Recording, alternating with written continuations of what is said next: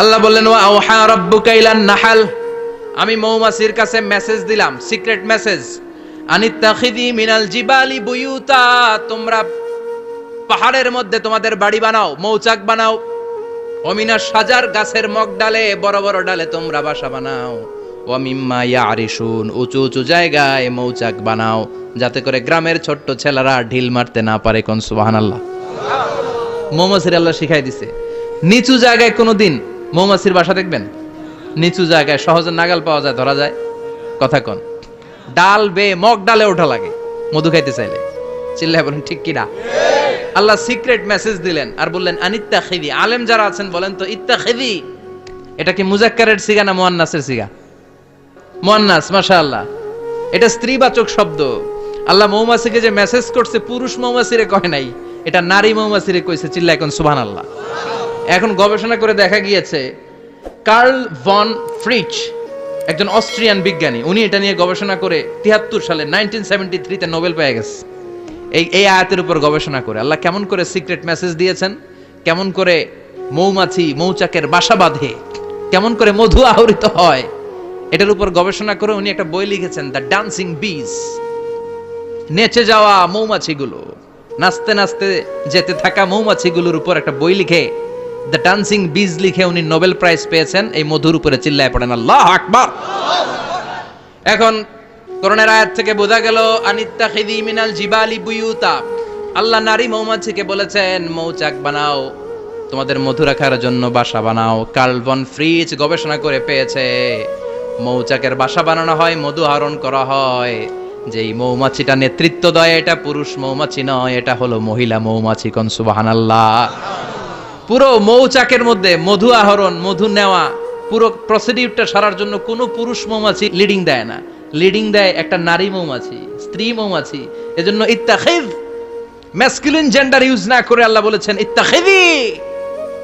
নারী মৌমাছিকে আল্লাহ অ্যাড্রেস করে বলেছেন যাও মৌচাক বানাও আর এটার মধ্যে মধু আহরণ করো। চিল্লায় পড়েন আল্লাহু আকবার। আল্লাহ বললেন ইত্তাখিদি মিনাল জিবালি বুয়ুতা, পাহাড়ের মধ্যে ঘর বানাও, মিনাস সাজার, গাছের বড় ডালের মধ্যে ঘর বানাও, ওয়া মিম্মা ইয়ারিশুন, উঁচু উঁচু জায়গায় ঘর বানাও। উনি গবেষণা পেয়েছেন এই মধুর মধ্যে অসাধারণ কিছু ন্যাচারাল অ্যান্টিসেপটিক আছে। কি আছে? Natural antiseptic. এটার নাম হচ্ছে প্রপিলিস। প্রপিলিস নামে একটা লিকুইড পাওয়া যায় মৌচাকের মধ্যে। এটা কাটা জায়গায় লাগা দিলে স্যাভলন, ডেটল কিছু লাগানো লাগবে না। ওই প্রপিলিসের কারণে আপনার কাটা জায়গা এমনি শুকায় যাবে। সুবহানাল্লাহ পড়েন। দ্বিতীয় বিশ্বযুদ্ধে রাশিয়ান যত সৈনিকরা যুদ্ধে আহত হতো, ওরা আলাদা করে অ্যান্টিসেপটিক খাইতো না, ওরা মধু আইনা লাগাই দিত আর সুস্থ হয়ে যেত। সুবহানাল্লাহ পড়েন। নিউজিল্যান্ডের কিছু বিজ্ঞানীরা আবিষ্কার করেছে মৌমাছির হুলের ভিতরে রেমিটিক ফিভারের অ্যান্টিবায়োটিক আছে। অনেকের বাত জ্বর হয়, বাতের ব্যথা থাকে না? থাকে, মুরব্বীদের বেশি হয়। ওই জায়গার মধ্যে যদি আপনি মৌমাছি এনে ঢুকাই দিতে পারেন, মৌমাছির হুল লাগাই দিতে পারেন, ভালো হয়ে যাবে। মৌমাছি যখন হুল ফুটে আরাম লাগে না অনেক? খাইছেন? কামড় খাইছেন? হ্যাঁ, মজা লাগে।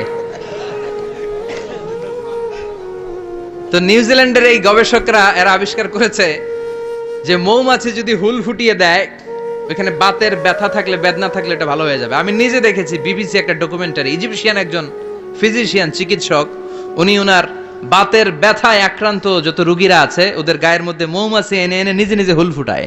রোগী চিৎকার মারে, ও মাগো, ও আল্লাহ গো, কিন্তু একদিন পরে ব্যথা নাই, আর কয় ভালো হয়ে গেছি। সুবহানাল্লাহ কইবেন না?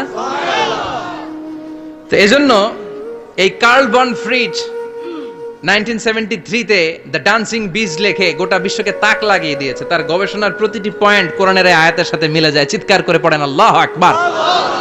এই যে আমরা মধু খাই, এই মৌচাকের ভেতরে অন এন অ্যাভারেজ অ্যারাউন্ড 60,000 মৌমাছি থাকে। তিন ভাগে, একটা হচ্ছে কুইন বি, একটা মেল বি, আর একটা হচ্ছে ওয়ার্কার বি। একটা থাকে রানী মৌমাছি, এর নেতৃত্বে সবাই চলে। আর একটা থাকে মেল বি, পুরুষ মৌমাছি, বংশ বাড়ানোর জন্য এদের কাজে লাগে। আর সব হচ্ছে ওয়ার্কার বি, সবাই কাজ করে। আল্লাহ বললেন সুম্মা খুলি মিন কুল্লি সামারাত ফাসলুকি সুবুলা রাব্বিকি যুলুলা। আল্লাহ সিক্রেট মেসেজ দিয়ে বললেন গাছের উপরে বাসাবাদ, পাহাড়ের উপরে মৌচাকের বাসাবাদ, উঁচু উঁচু জায়গায় তোমরা তোমাদের বাসা বাঁধো। সুম্মা কুলি মিন কুল্লি সামারাত, এরপর এলাকার যত মিষ্টি মিষ্টি ফুল আছে ফল আছে ওখান থেকে রস নিয়ে আসো। সুবহানাল্লাহ। পুষ্পরস সংগ্রহ করে মধুগুলো, এটার বলে sweet nectar. They collect the sweet nectar from the flowers. এবং মধুর মধ্যে এত চমৎকার জিনিস থাকার কারণ হচ্ছে মৌমাছিগুলো ওই এলাকার সব ধরনের ফুল, ভালো ভালো সুগন্ধযুক্ত ফুল ফল থেকে রস নিয়ে আসে। তো ওই গাছগুলোর মধ্যে বনাজি গাছ আছে না নাই, ঔষধি গাছ আছে না নাই, এজন্য মধুরে বলা হয় সব রোগের ঔষধ। যত বনাজি ঔষধি গাছের নির্যাস আর পুষ্পরস আছে সব আল্লাহ মধুর ভিতরে ঢুকায়া মধুকে আল্লাহ ন্যাচারাল ভ্যাকসিন বানিয়ে দিয়েছেন। চিল্লায়ে পড়েন আল্লাহু আকবার।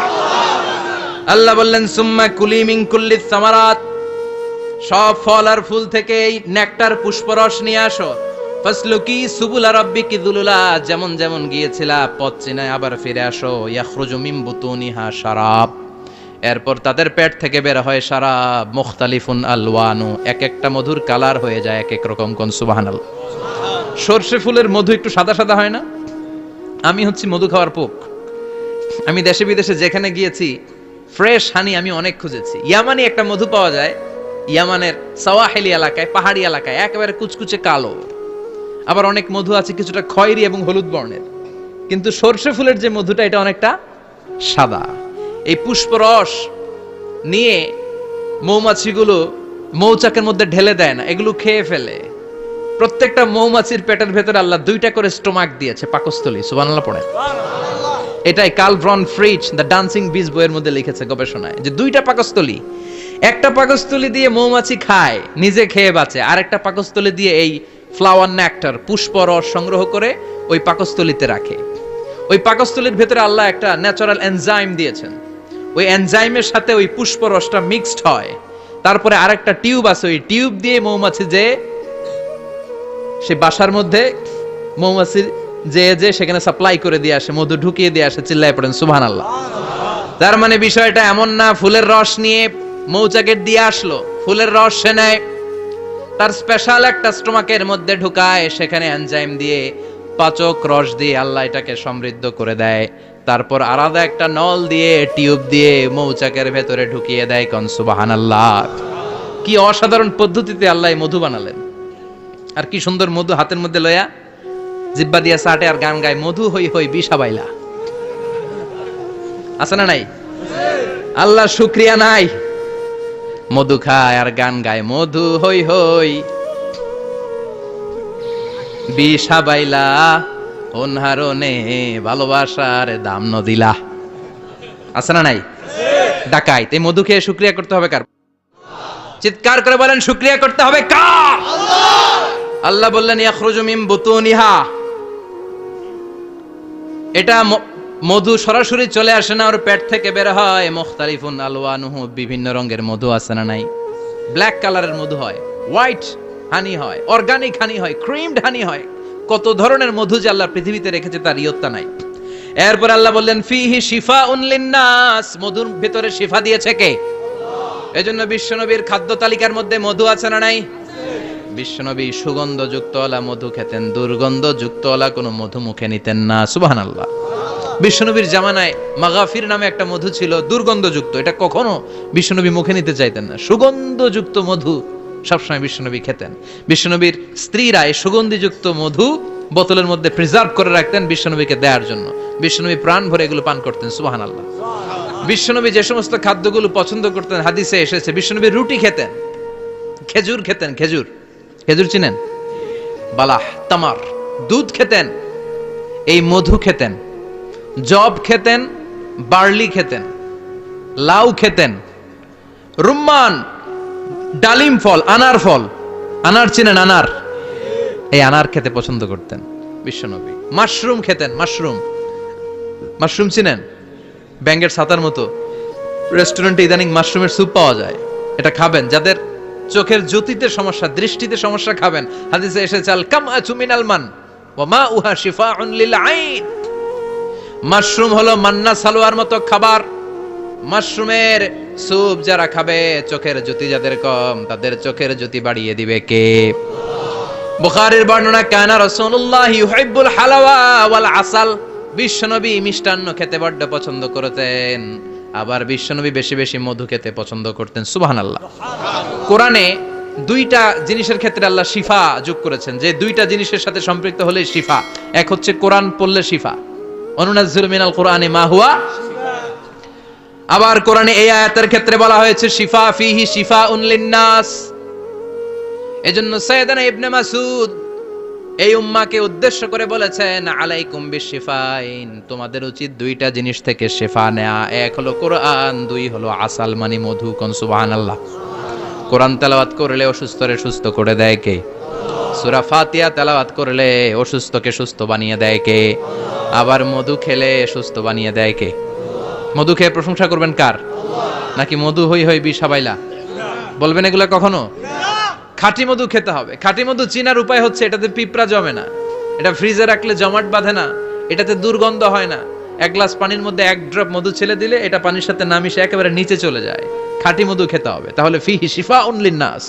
কত কিছু দিয়ে যে আল্লাহ এটাকে সমৃদ্ধ করেছেন। এটার মধ্যে গ্লুকোজ আছে, এটার মধ্যে সুক্রোজ আছে, ফ্রুকটোজ আছে, প্রোটিন আছে, মিনারেলস আছে, ক্যালসিয়াম আছে, ভিটামিন আছে। খাইলেই শরীর গরম হয়ে যায়। সুবহানাল্লাহ।